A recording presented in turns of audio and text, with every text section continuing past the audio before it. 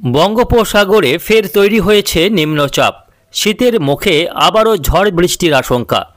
কিছুদিন আগেই অন্ধ্রপ্রদেশ উপকূলে আছড়ে পড়ে ঘূর্ণিঝড় মন্থা, যার প্রভাবে টানা বেশ কয়েকদিন ধরে চলে ঝড় বৃষ্টি।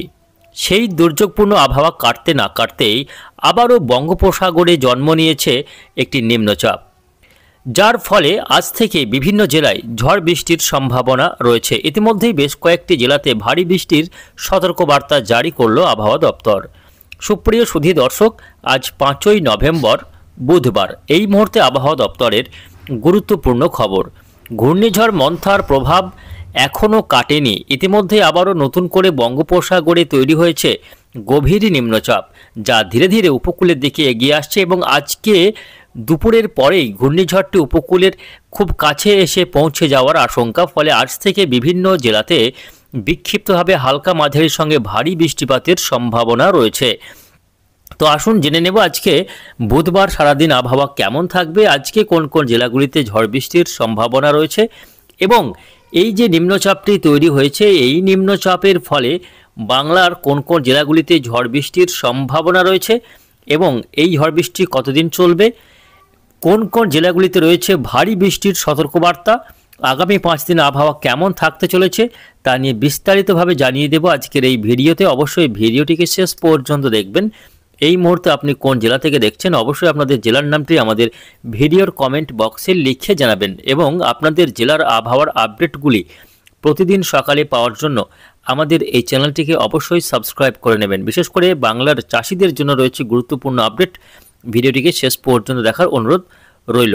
তো আসুন শুরুতে আমরা চলে যাব আজকে বুধবার সকাল থেকে সারাদিন আবহাওয়া কেমন থাকবে দেখে নেব। তবে তার আগে প্রথমে চলে যাচ্ছি বঙ্গোপসাগরের পরিস্থিতি। এই মুহূর্তে দেখা যাচ্ছে, দেখুন ECMWF ওয়েদার মডেলে ধরা পড়ছে একটি নিম্নচাপ।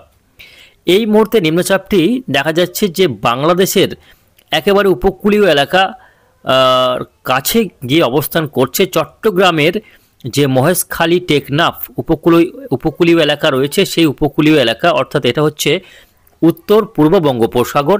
এই উত্তর পূর্ব বঙ্গোপসাগরে ইতিমধ্যেই কিন্তু সিস্টেমটি গভীর নিম্নচাপে পরিণত হয়েছে।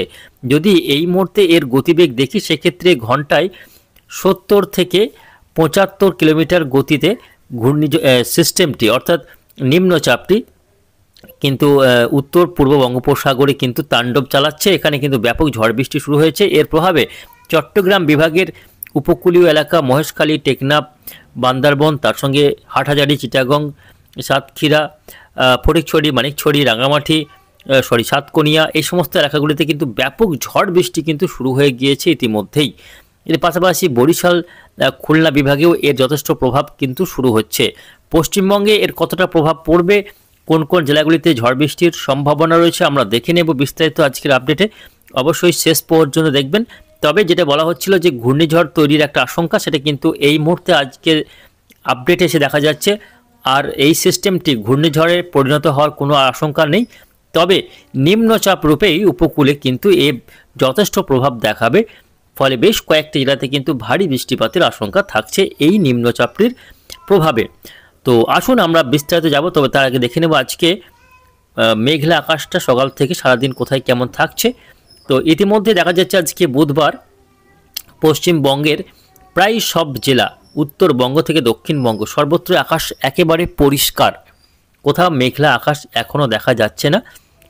শুধুমাত্র দক্ষিণ 24 পরগনার কোনো কোনো এলাকায় আংশিক মেঘলা আকাশ থাকবে, তবে সেটা বেলা হতে কিন্তু আকাশ পরিষ্কার হয়ে যাচ্ছে। পশ্চিমবঙ্গে আজকে কোথাও মেঘলা আকাশ দেখা যাচ্ছে না, না উত্তরবঙ্গ না দক্ষিণবঙ্গ।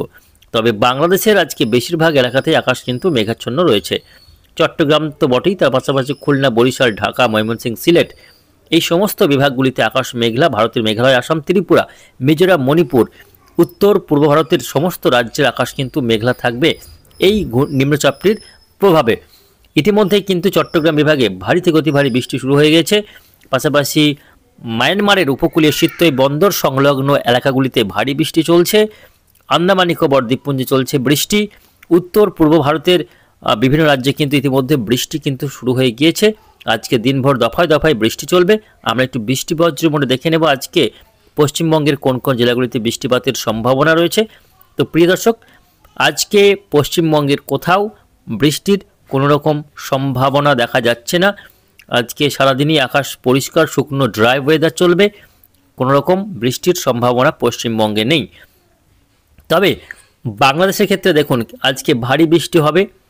থানচি, চকনিয়া, কুতুবদিয়া, এদের রাজস্থলী, বিলাইছড়ি, হাটহাজারী, চিটাগং, মহেশখালী, লালমোহন, পাথরঘাটা, চারফ্যাশন, হাতিয়া, কলাপাড়া, মির্জাগঞ্জ, এর সঙ্গে বরিশাল, মতিরহাট, ফরিদগঞ্জ, ফরিদপুর, ঢাকা, নগরপুর, কাপাসিয়া, কিশোরগঞ্জ, লাখাই, ময়মনসিংহ, সিরাজগঞ্জ, সিলেট, মৌলভীবাজার, ত্রিপুরা, এই সমস্ত এলাকাগুলিতে কিন্তু আজকে বৃষ্টির সম্ভাবনা রয়েছে। আজকে মূলত দেখা যাচ্ছে যে সন্ধ্যা নাগাদ নিম্নচাপটি সরাসরি চট্টগ্রাম বিভাগের উপকূলীয় এলাকায় আঘাত করবে। বিশেষ করে হাটহাজারী, চিটাগং, রাজস্থলী, সাতকনিয়া, ফটিকছড়ি উপজেলাতে কিন্তু এই সিস্টেমটি গিয়ে প্রভাব দেখাবে। ফলে আজকে সকাল থেকে বৃষ্টি রয়েছে, আজকে সকাল থেকে বৃষ্টি চলবে, সন্ধ্যা পর্যন্ত এই বৃষ্টি চলতে দেখা যাবে। আগামীকাল বৃহস্পতিবারেও কিন্তু বৃষ্টি চলবে চট্টগ্রাম, খুলনা, বরিশাল, ঢাকা, কুমিল্লা, ময়মনসিংহ, সিলেট, ভারতের মেঘালয়, আসাম, ত্রিপুরাতে বিক্ষিপ্ত বৃষ্টি আগামীকাল পর্যন্ত লক্ষ্য করা যাবে এই নিম্নচাপটির প্রভাবে।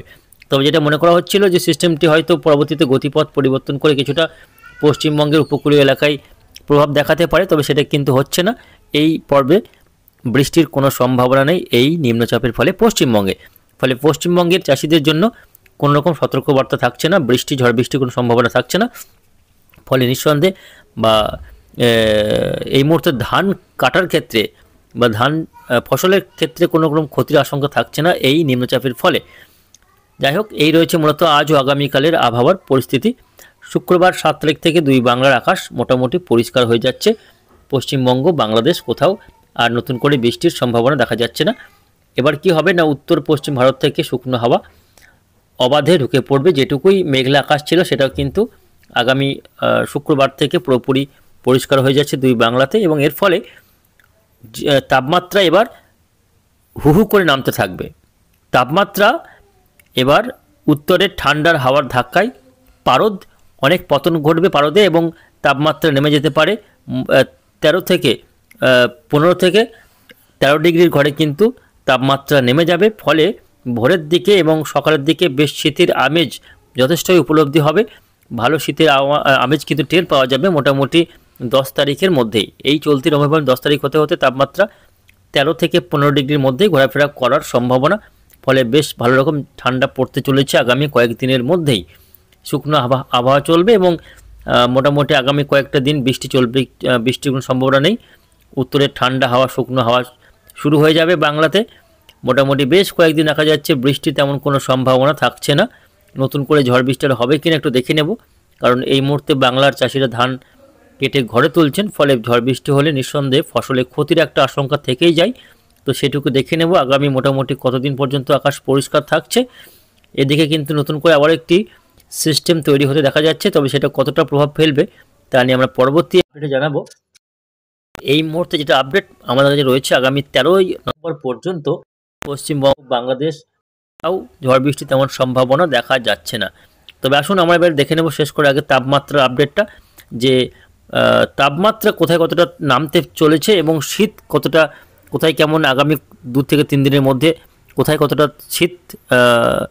শীতের আমেজ অনুভূত হবে একটু দেখে নেব আইএমডির যে টেম্পারেচারের পরিসংখ্যান রয়েছে সেখান থেকে। প্রিয় দর্শক, আজকে আসানসোলের যে সর্বনিম্ন টেম্পারেচার সেটা কিন্তু রয়েছে 19.5 ডিগ্রি সেলসিয়াস, যেটা হচ্ছে স্বাভাবিকের থেকে -1 ডিগ্রি।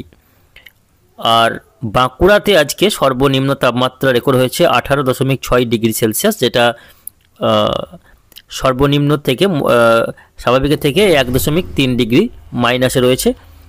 আর বর্ধমানে আজকে সর্বনিম্ন তাপমাত্রা রেকর্ড হয়েছে 19 ডিগ্রি সেলসিয়াস, যেটা স্বাভাবিকের থেকে 0.8 ডিগ্রি কম, অর্থাৎ স্বাভাবিকের থেকে কমই রয়েছে সর্বনিম্ন তাপমাত্রা।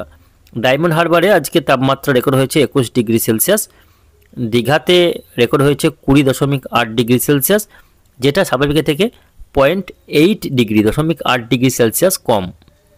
আর আলিপুরে সর্বনিম্ন তাপমাত্রা রেকর্ড হয়েছে 21.4, যেটা প্রায় স্বাভাবিকের থেকে 1 ডিগ্রি কম। দমদমে 21.8 ডিগ্রি সর্বনিম্ন ভোরের তাপমাত্রা রেকর্ড হয়েছে। সল্ট লেকে রেকর্ড হয়েছে 18.5 ডিগ্রি সেলসিয়াস সর্বনিম্ন তাপমাত্রা আজকে ভোরে। সল্ট লেকে বললাম। নদিয়াতে 21.2 ডিগ্রি, মালদায় 21.9 ডিগ্রি, মেদিনীপুরে 19.6 ডিগ্রি আজকে ভোরের তাপমাত্রা রেকর্ড হয়েছে। পুরুলিয়া রেকর্ড হয়েছে 19 ডিগ্রি সেলসিয়াস। শান্তিনিকেতন বোলপুরে 18.7 ডিগ্রি সর্বনিম্ন তাপমাত্রা আজকে রেকর্ড হয়েছে, যেটা স্বাভাবিক থেকে 0.5 ডিগ্রি সেলসিয়াস কম রয়েছে। এই তাপমাত্রা আগামী কয়েকদিনে আরও কমে যাবে। মোটামুটি 10 থেকে 12 তারিখের মধ্যে তাপমাত্রা 15 ডিগ্রির ঘরে নেমে যাওয়ার সম্ভাবনা